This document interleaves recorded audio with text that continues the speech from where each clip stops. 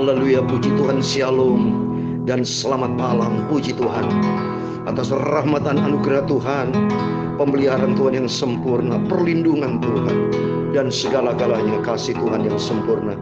Kita bisa berjumpa kembali di dalam kasih Dia, Bapa kita Tuhan Yesus Kristus, pada Selasa malam ini tanggal 5 Oktober 2021. Kepada Bapak Ibu Saudara semua dan keluarga kita semua dikasih, diberkati oleh Bapa kita Tuhan Yesus Kristus. Waktu begitu cepat. Saat ini kita sudah menginjak di bulan Oktober tanggal 5. Berarti sudah 5 hari kita. Begitu cepat sekali. Semua karena anugerah Tuhan, semua karena kasih Tuhan. Oleh karena itu mari, semua bisa terjadi itu karena kasih Tuhan yang luar biasa. Kuasa Tuhan yang dahsyat menyertai kita. Jangan pernah tinggalkan Tuhan. Apapun keadaannya, tetapi Yesus nomor satu. Allah kita perkasa, Yesus nomor satu. Jadikan Yesus menjadi Alfa dan Omega yang mengawali hidup kita sepanjang hari. Tadi kita sudah berdoa selama kita pagi, siang, sore, dan malam hari ini kita tutup dengan doa. Beribadah kepada Tuhan Yesus. Banyak kita bersekutu dengan Tuhan. Sebab sesuai dengan pujian saya, Pastor Yakob Rahmat akan menyanyikan sebuah pujian bahwa serta dengan Allah melakukan perkara besar. Sebab ini Tuhan yang luar biasa, dan kita bersama dengan Yesus. Kita semua diberkati melewati setiap persoalan dengan mujizat bersama dengan Tuhan. Amin. Dan Yesus memberkati kita semua. Bahwa serta dengan Allah kita lakukan perkara yang besar. Haleluya. Bahwa serta dengan Allah kita hadapi semua. Amin. Allah akan menjangkau segala musuh kita. Haleluya. Perkara besar terjadi. Haleluya. Bahwa serta dengan Allah. Amin. Haleluya. Bahwa serta dengan Tuhan Yesus. Haleluya. Kita lakukan perkara yang besar. Amin. Haleluya. Bahwa serta dengan Allah Tuhan Yesus kita hadapi semua. Amin. Allah akan menginjak-injak segala musuh kita. Amin. Perkara besar terjadi. Haleluya. Bahwa serta dengan Allah. Amin. Bahwa serta dengan Allah kita lakukan perkara yang besar. Bahwa serta dengan Tuhan Yesus kita hadapi semua. Allah akan menginjak-injak segala musuh kita. Perkara besar terjadi. Haleluya. Allah serta dengan Allah. Allah kita besar dahsyat. Bahwa serta dengan Allah kita lakukan perkara yang besar. Bahwa serta dengan Allah kita hadapi semua. Amin. Allah akan menginjak-injak. Amin. Haleluya. Segala musuh kita. Haleluya. Perkara besar terjadi. Bahwa serta dengan Yesus. Amin. Haleluya.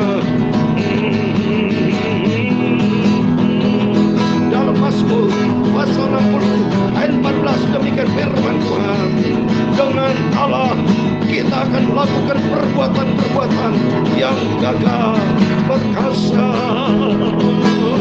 Sebab Dia sendiri akan menginjak-injak para lawan kita. Amin. Haleluya. Luar biasa Yesus. Perkara besar terjadi. Haleluya. Berserta dengan Tuhan.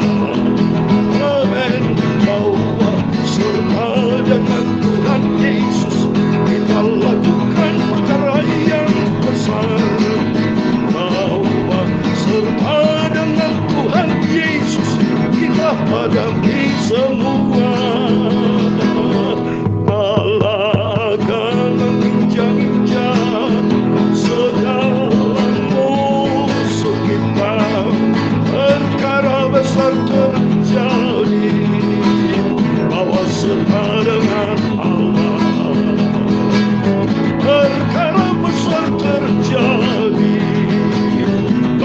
beserta dengan Allah. Amin, haleluya.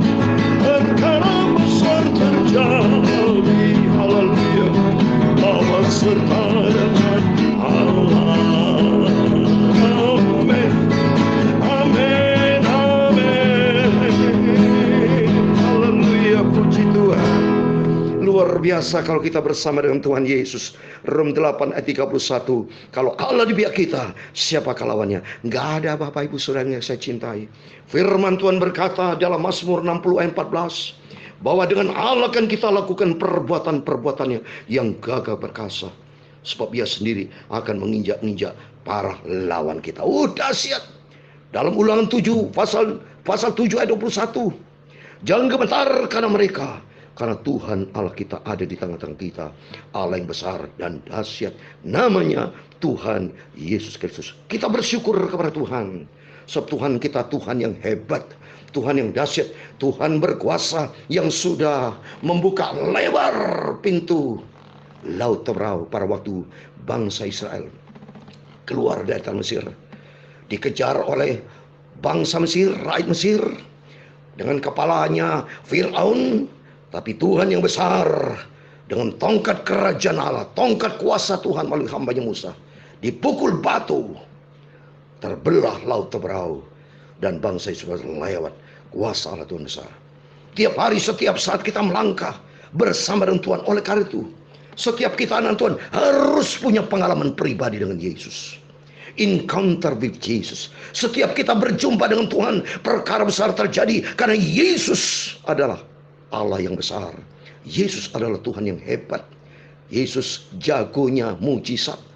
Perkara besar terjadi karena Dia Yesus. Air bisa menjadi anggur karena Tuhan Yesus. Lazarus mati menjadi bangkit karena ada Yesus, kuasa Allah yang besar. Petrus dan semua rasul-rasul. Padahal Petrus yang kemarin saya bacakan di Kisah Rasul, lihat bayangan saja. Seseorang yang sakit lewat bayangan saja, mereka yang sakit sembuh. Rasul Paulus dikatakan lengan sapu tangannya saja, semua orang juga sembuh. Dengan kita menyebut dalam nama Tuhan Yesus, segala setan penyakit sembuh, jadilah sembuh. Itulah Tuhan yang berkuasa. Tuhan kita hebat. Tak terbatas kuasa Tuhan. Jangan pernah ragu dengan kuasa Tuhan, tapi kita melangkah di dalam kuasa Tuhan. Sebab Dia ajaib. Oleh karena itu, kita mau sungguh-sungguh sama Tuhan, mau ikut Yesus, sebab Yesusku luar biasa dan ajaib. Puji Tuhan. Mari kita kembali kepada firman Tuhan. Kita mau baca Kisah Rasul pasal 6. Puji Tuhan. Kita bersyukur kepada Tuhan, sebab semua hanya oleh karena anugerah Tuhan. Jangan kita mempermainkan Tuhan, Bapak. Kalau Tuhan sudah baik, Tuhan Dia cinta kita, kita dipelihara dari hari demi hari. Jangan pernah jauh dari Tuhan. Jangan pernah kita abaikan Tuhan. Jangan kita lalai dalam pekerjaan Tuhan. Jangan anggap sepele Tuhan Yesus. Mari kita sungguh-sungguh bertanggung jawab. Dasarnya kita mau taat kepada Yesus. Kita mau cinta Yesus. Kita mau setia hidup menyenangkan hati Tuhan. Amin. Mari kita kembali firman Tuhan. Pada malam hari ini saya mau baca Kisah Rasul pasal 6 ayat 1 sampai 15. Demikian firman Tuhan. Pada masa itu ketika jumlah murid semakin bertambah, timbullah sungut-sungut di antara orang-orang Yahudi yang berbahasa Yunani terhadap orang-orang Ibrani, karena pembagian kepada janda-janda mereka diabaikan dalam pelayanan sehari-hari. Berhubung dengan itu, ke-12 rasul itu memanggil semua murid berkumpul dan berkata, kami tidak merasa puas karena kami melalaikan firman Allah untuk melayani meja. Karena itu saudara-saudara, pilihlah 7 orang dari antaramu yang terkenal baik dan yang penuh roh dan hikmat, supaya kami mengangkat mereka untuk tugas itu, dan supaya kami sendiri dapat memusatkan pikiran dalam doa dan pelayanan firman. Usul itu diterima baik oleh seluruh jemaat. Lalu mereka memilih Stefanus, seorang yang penuh iman dan Roh Kudus, dan Filipus, Prochorus, Nikanor, Timon, Parmenas, dan Nikolas, seorang penganut agama Yahudi dari Antioquia. Mereka itu dihadapkan kepada rasul-rasul. Lalu rasul-rasul itu pun berdoa dan meletakkan tangan di atas mereka. Firman Allah makin tersebar, dan jumlah murid di Yerusalem makin bertambah banyak. Juga sejumlah besar imam menyerahkan diri dan percaya. Dan Stefanus yang penuh dengan karunia dan kuasa mengadakan mujizat-mujizat dan tanda-tanda dari orang banyak. Tetapi tampillah beberapa orang dari jemaat Yahudi yang disebut jemaat orang Libertini. Anggota-anggota jemaat itu adalah orang-orang dari Kirene dan dari Alexandria bersama dengan beberapa orang Yahudi dari Kilikia dan dari Asia. Orang-orang itu bersoal jawab dengan Stefanus. Tetapi mereka tidak sanggup melawan hikmatnya dan roh yang mendorong dia berbicara. Lalu mereka menghasut beberapa orang untuk mengatakan, kami telah mendengar dia mengucapkan kata-kata hujat terhadap Musa dan Allah. Dengan jalan demikian, mereka mengadakan suatu gerakan di antara orang banyak, serta tua-tua dan ahli Taurat. Mereka menyergap Stefanus, menyeretnya dan membawanya ke hadapan mahkamah agama. Lalu mereka memajukan saksi-saksi palsu dan berkata, orang ini terus-menerus mengucapkan perkataan yang menghina tempat kudus ini dan hukum Taurat. Sebab kami telah mendengar dia mengatakan bahwa Yesus orang Nazaret itu akan merobohkan tempat ini dan mengubah adat istiadat yang diwariskan oleh Musa kepada kita. Ayat 15 terakhir. Semua orang yang duduk dalam sidang mahkamah agama itu menatap Stefanus. Lalu mereka melihat muka Stefanus sama seperti muka seorang malaikat. Amin. Demikian firman Tuhan yang sudah kita baca dan dengar di dalam nama Tuhan Yesus Kristus. Marilah senantiasa saya selalu berkata, mari kita rajin baca Alkitab, rajin merenungkan firman Tuhan, dan kita evaluasi diri kita, apakah kita sudah melangkah di dalam kebenaran Tuhan. Tapi berbahagialah Bapak semua diberkati apabila kita cinta Tuhan Yesus, kita mau setia Tuhan Yesus, dan kita mau taat melakukan seluruh perintah-perintah Tuhan. Itu yang Tuhan mau. Sebab Tuhan Yesus menciptakan kita untuk kita menjadi pelaku firman, bukan perongrong firman, bukan pelawan firman, tapi penurut firman Tuhan. Sehingga kita dibentuk sifat kita orang berdosa dari nenek moyang kita yang semua sudah jatuh di dalam dosa. Akibat dosa tidak ada seorang pun yang benar di hadapan Allah, sudah hilang atas kemuliaan Allah. Maka pentingnya kita selalu diisi dengan firman Tuhan, selalu baru firman Allah dalam hidup kita. Kalau kita lihat di sini, saya mau bicarakan dua hal. Yang pertama tentang pilihan Tuhan terhadap anak Tuhan yang terjun di dalam pelayanan. Dan yang kedua, setiap pelayanan kita disertai dengan kuasa Roh Kudus. Mari kita bahas. Yang pertama, pilihan Tuhan untuk kita yang melayani pekerjaan Tuhan. Di sini kalau Tuhan katakan di dalam firman Tuhan di ayat yang ketiga dan keempat, kelima, kalau kita lihat di sini, diperlukan seorang pelayan Tuhan yang benar-benar terkenal baik, yang penuh roh dan hikmat, seperti di ayat ketiga dikatakan, karena itu saudara-saudara, pilihlah 7 orang dari antaramu yang terkenal baiknya. Jadi seorang yang ingin terjun dalam dunia pelayanan pekerjaan Tuhan, memang seyogianya, sebaiknya reputasi nama yang bersangkutan adalah memiliki reputasi baik. Namanya baik, tidak boleh beristri 2, bukan seorang koruptor, bukan orang yang namanya rusak di luar, tidak boleh. Di kita di sini terkenal baik dan yang penuh roh dan hikmat, sehingga demikian melayani Tuhan ada kuasa, sehingga hidup kita menjadi berkat, bukan menjadi bumerang, tapi nama Tuhan dipermuliakan melalui hidup kita. Oleh karena itu di ayat keempat dikatakan, dan supaya kamu sendiri dapat memusatkan pikiran dalam doa dan pelayanan firman. Saya sebagai hamba Tuhan di dalam pelayanan kejamatan, sebagai gembala sidang, pasti memilih para diaken, para pelayan-pelayan pekerjaan Tuhan, minta hikmat dan kuasa Roh Kudus, supaya sebagai hamba Tuhan fokus kepada firman Allah, fokus kepada kebenaran Allah, supaya jemaat menjadi jemaat yang sehat dan terdiri dari pelayan Tuhan yang juga sehat pula, yaitu memiliki reputasi baik, yang ada Roh Kudus dan hikmat, sehingga hidupnya menjadi berkat dalam rangka pelayanan pekerjaan Tuhan, tugas yang mulia. Maka dipilih di ayat yang kelima. Ternyata Tuhan pilih, izinkan yang kelima, usul itu diterima baik oleh seluruh jemaat. Lalu mereka memilih Stefanus, seorang yang penuh dengan iman dan Roh Kudus. Dan ternyata Tuhan campur tangan, termasuk di dalamnya ada Filipus dan seterusnya.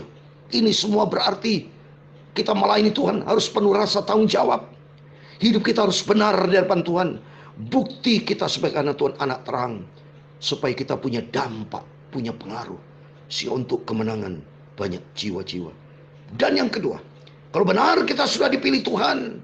Dan saya percaya setiap pelayanan akan disertai karunia-karunia Roh Kudus. Seperti di ayat 8. Stefanus yang penuh dengan karunia dan kuasa mengadakan mujizat-mujizat dan tanda-tanda di antara orang baik. Ini perlu. Setiap anak Tuhan, pelayan Tuhan dibekali dengan kuasa supaya nama Tuhan dipermuliakan. Karena bicara dunia banyak melihat fakta, Bapak Ibu. Dunia melihat tangible, hal yang konkret. Kalau orang sakit disembuhkan, berarti dia bisa lihat takjub. Kan orang sakit lumpuh bisa berjalan. Kalau bukan kuasa Tuhan, mana mungkin bisa berjalan. Ini perlu dibekali oleh setiap kita. Jadi yang penting, mari kita sebagai pelayan Tuhan, mari kita jaga hidup kita. Tidak boleh lalai dalam firman Tuhan seperti ayat kedua. Karena kami melayani firman Allah untuk melayani meja. Tidak boleh. Meja bicara tentang bisnis, keuangan, jangan. Kita utamakan kebenaran firman Tuhan. Jadi yang pertama, marilah kita menjadi pelayan-pelayan Tuhan yang melaksanakan tugas dengan penuh rasa tanggung jawab sama Tuhan. Karena itu membawa nama Tuhan. Supaya nama Tuhan dipermuliakan melalui hidup kita. Dan yang kedua, mari kita minta pimpinan Roh Kudus. Supaya kita dibekali dengan kuasa mujizat. Sehingga setiap tutur kata kita, setiap pelayanan kita, ada kuasa Tuhan. Sehingga berdampak, hidup kita berdampak. Seperti Stefanus berdampak. Coba kita lihat di ayat 15. Semua orang yang duduk dalam sidang mahkamah agama itu menatap Stefanus.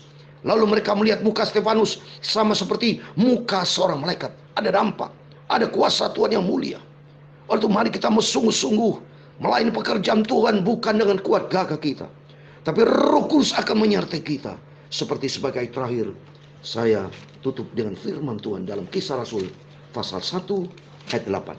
Minta sama Tuhan supaya dalam setiap pelayanan kita dipenuhi dengan kuasa Roh Kudus. Sehingga hidup kita menjadi saksi bagi Kristus. Kisah Rasul pasal 1 ayat 8. Demikian firman Tuhan.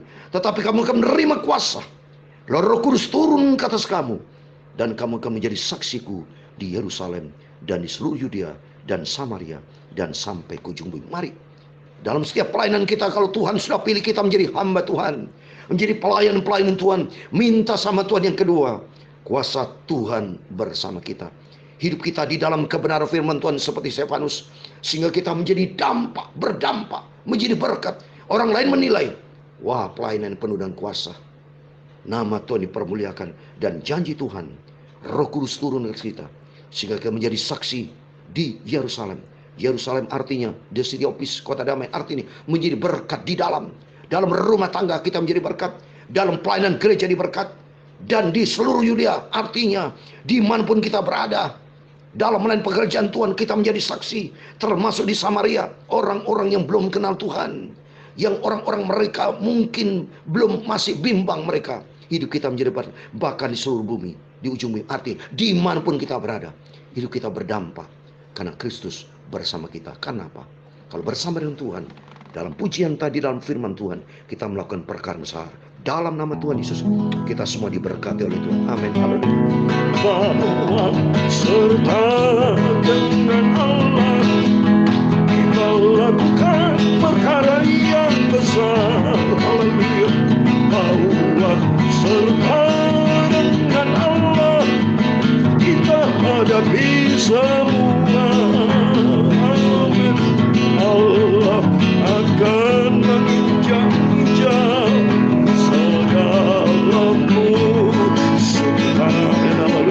perkara besar terjadi. Haleluya.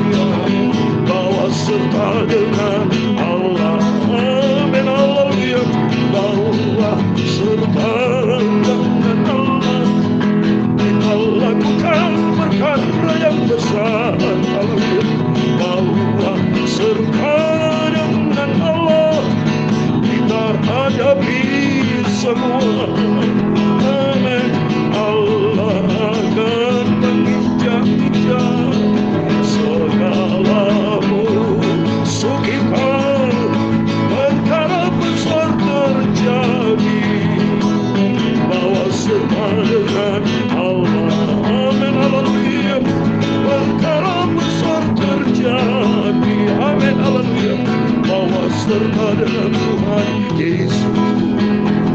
Amin, haleluya.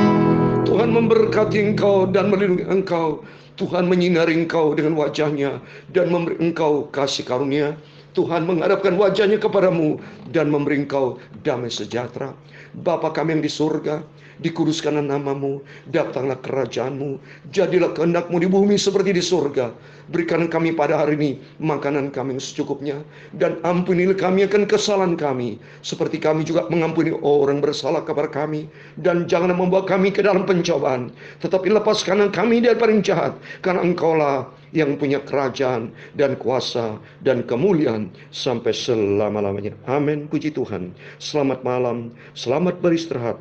Tuhan Yesus memberkati Bapak Ibu Saudara semua. Jangan lupa berjaga dan berdoa. Tuhan bersama kita. Immanuel, puji Tuhan. Haleluya. Amin.